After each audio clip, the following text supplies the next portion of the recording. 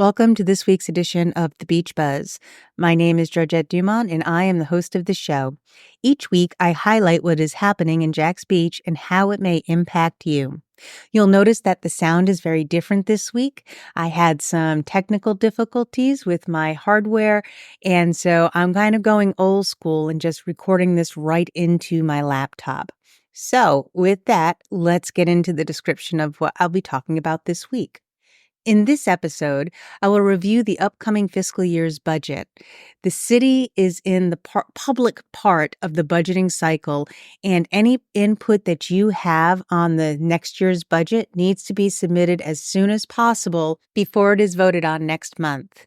That said, Council won't be able to make any large changes because it has taken a year to develop this budget. However, your input would provide them with information on what you value and what you want to see funded in the city in the future. All that said, I'm going to talk about budgets and pie. I like both of them. There are some that I like more than others, but we're going to talk about budgets and pie this week. I received feedback about last week's episode that it was very informative, but it was almost like listening to a book because it was just thick with information. I get it. Of course, the Land Development Code is just kind of like that. So I wanted to make this week a little bit lighter. Budgets and pie. That's this week's topic. So let's get into budgets and pie and how I see the two of them relate. This upcoming year, there will be no change in the millage rate for the city of Jacksonville Beach. So it will stay at $3.9947 per $1,000 of assessed value. If you compare that to other municipalities throughout the state, it's about 17% lower than the statewide average of 4.8109 cents per $1,000. So we have a relatively low millage rate here in Jacksonville Beach. I want to also remind you that when you pay your property taxes, it doesn't all go to Jacksonville Beach. Part of it goes to the county, part of it goes to the schools, a wee bit goes to the Inland Navigation and the Water Management District, and then what's left over goes to Jacksonville Beach. So let me break down. This is where we get into the pie here. So if you look at it as a pie, the biggest piece of the pie goes to Jacksonville. As our county, we do have to pay for the services that we get from the county, and Jacksonville, being a consolidated city and county, is our county government, which explains why we vote for the mayor of Jacksonville Beach as well as the mayor of Jacksonville. But that will be a different episode. Let's get back to pie. So the city of Jacksonville gets 43% of the pie, or 43 cents for every dollar you pay in taxes. The Duval County School Board gets 35% of that pie, or 35 cents for every dollar you pay on in taxes. Jacksonville Beach gets what's left minus the 0.2% and the 1% that go to the Inland Navigation and the Water Management District, respectively. Those are so small, I'm going to leave those to the side. Those are just like the crumbs left of the crust after the pie has been eaten. So the city of Jacksonville Beach, of your tax dollars, every $1 that you pay in taxes, 21 cents goes to the city of Jacksonville Beach. So when you pay your property taxes, remember that the bulk of the pie, the biggest slice, goes to Jacksonville and then the Duval County School Board. So the county in both of those service areas gets 75 cents of every dollar you pay in property taxes. Jacksonville Beach gets 21%. So what does Jacksonville Beach do with that 21%? I did say I was going to speak about pie, so let me speak about pie now. I like apple pie. Apple pie is my favorite, and it's probably because that's the only pie that my mom made when we were growing up. When I was about 10 years old, she decided I should help her make that pie. And so she taught me how to make the apple pie from the good old Betty Crocker cookbook, which I still have. It's falling apart. It's missing pages. But if you look at it, the apple pie page and the pie crust page are well worn. All right, let's get back to the pie.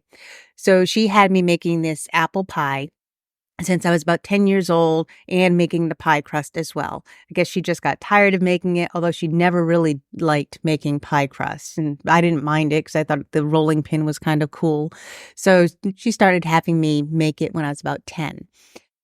My mom did make one other type of pie. My dad liked custard pie. Don't get me wrong, he liked apple pie, but custard pie was his favorite. My favorite apple, his favorite custard. My brother's is apple as well, by the way. With age, I've learned to appreciate custard pie. Still nowhere near my favorite, though. I'm talking about pie because I want you to think about the budget as a pie. And the biggest slice of that pie, which I would hope would be apple, you might have a different favorite pie that you want it to be, goes to the city of Jacksonville. 43 cents of every dollar that you pay in property taxes goes to the city of Jacksonville for the county services that it provides. 35% of of your taxes, or 35 cents for every dollar you spend in property taxes, goes to the Duval County School Board to fund public education. The Inland Navigation and the Water Management District combined get a little more than a penny of every dollar that you pay in your property taxes. For me, that would have been the custard pie when I was a kid. A sliver of it would be plenty enough. So we're not going to worry about those two. We're going to focus on apple. And I will also say that I like key lime pie as well. When we moved here, a friend bought us a little key lime tree. And over time it grew and it produced an abundant amount of limes. So what do you do with limes when your lime tree is going out of control? You make a lot of key lime pie. So that one is another pie that I like. I like it a lot, but it still doesn't rank with the apple just because I think it's that historical, familiar, it's just part of me. Apple pie for me is pie. So we're looking at the city of Jacksonville getting a big, big piece of that pie, 43 cents on every dollar. The school board gets 35 cents of every dollar you pay in property taxes. And the custard pie gets a little over 1%. Jacksonville Beach gets what's left, and that's 21.4%, or 21 cents on every dollar you pay in property taxes. And a reason why I want to focus on that is when you think about the city of Jacksonville Beach, I want you to also think about how all of those tax dollars you are paying are not going into the services that you're getting only from the city of Jacksonville Beach. So you get that Jacksonville gets 21% of your tax dollars. What does it do with it? Well, of that 21%, all of that goes into the general fund. The general fund you can think about as being like the checking account of the bank. It's where all your general expenses come from. The general fund pays for general government services like fire and police and parks and public works, and we'll go into how all of that breaks down. So the general fund, 21% of your property taxes, makes up 63% of the money that the city is able to put into the general fund to pay for services. The other 37% comes from fees for permits, the intergovernmental dollars that we get from the city of Jacksonville, charges for services, fines and forfeitures, interest, and other pieces. Those make up a small amount. Intergovernmental funding out of all of those brings in 16%. The next largest one are the transfers into the general fund, and that makes up 14% of the money that's in the city's general fund. Those transfers are largely from Beach's Energy. Beach's Energy is what we call an enterprise fund, and it operates as a separate business, and the profits roll back into our general fund. The general fund pays for city services. 50% of that budget goes to police and fire services. So 39% goes to the police and 11% goes to fire and emergency services. Combined, that makes up half of the general fund budget. The other half is divided between public works at 7%, Parks and Recreation at 15%, Planning and Development at 5%, Finance at 1%, Executive at 6%, and non-departmental expenditures at 16%.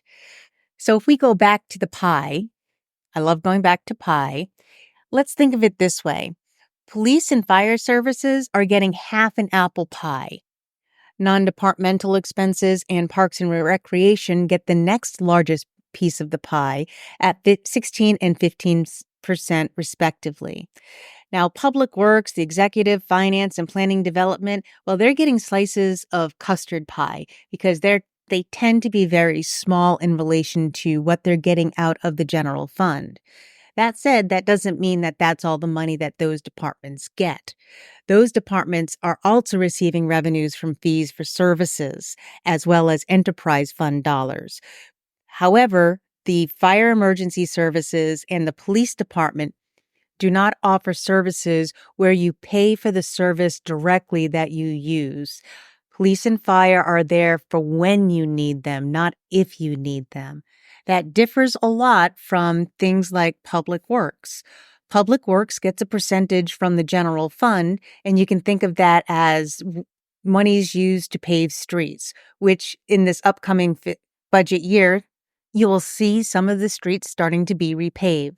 Other services that Public Works provide are things that you're paying for by your use of them. For instance, the trash fee, your water fee, water and sewer. So you pay as much as you use, specifically there for the water and sewer.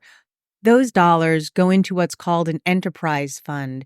So when you pay your water and sewer fee, that money is only used for water and sewer projects, which are done in Public Works. So Public Works has far more dollars than just the 7% that it gets out of the general fund. But the general fund is the piece that is providing the monies for the pavement of roadways, sidewalks, and right-of-way clearings and maintenance, things that there are no fees that you pay individually for. Similarly, Planning and Development doesn't just receive the 5% that it gets from the general fund. It also receives money from the fees that it charges for building permits and inspections and things such as that. So it is not solely reliant on the general fund the same way that the police department and the contract that we have for fire and emergency services are, which is why those two areas make up 50% of our city's budget. So let me recap a little bit here. The general fund is the money that comes into the city through your property taxes, but that is not the only dollars that make up the general fund. The general fund is also funded through permits and fees, fines and forfeitures, and transfers, the biggest transfer being from Beach's Energy. So the city is providing all of the services that you love in addition to redoing so many of our parks without raising your millage rate. And that's because this year, the assessed values of the properties in Jacksonville Beach are 10.4% higher than the last fiscal year or our current operating year. That means that the city is getting more dollars in without raising your property taxes. And a lot of those new dollars are coming in from some of these larger construction projects that you've been seeing. This episode has been a short explanation of how the city collects dollars, where they go, and how they're spent in a way that helps the city to achieve its vision, which is a vibrant coastal community that embraces the beach life. If you have any questions about the budget, the dollars that come in, how they're spent, and what the future spending looks like over the next 5 years in what's called the CIP or Capital Improvement Projects, please feel free to reach out to me. I am more than happy to answer them. Thank you very much for listening to this episode of the Beach Buzz. And for next week, I'll talk briefly about the Penman Road Update workshop that we had on Tuesday, as well as some of the other road projects that are going on throughout the city of Jacksonville Beach. Thank you for listening, and until next time, continue to embrace the beach life. The preceding episode has been approved by and paid for the campaign to elect Dumont for mayor of Jacksonville Beach.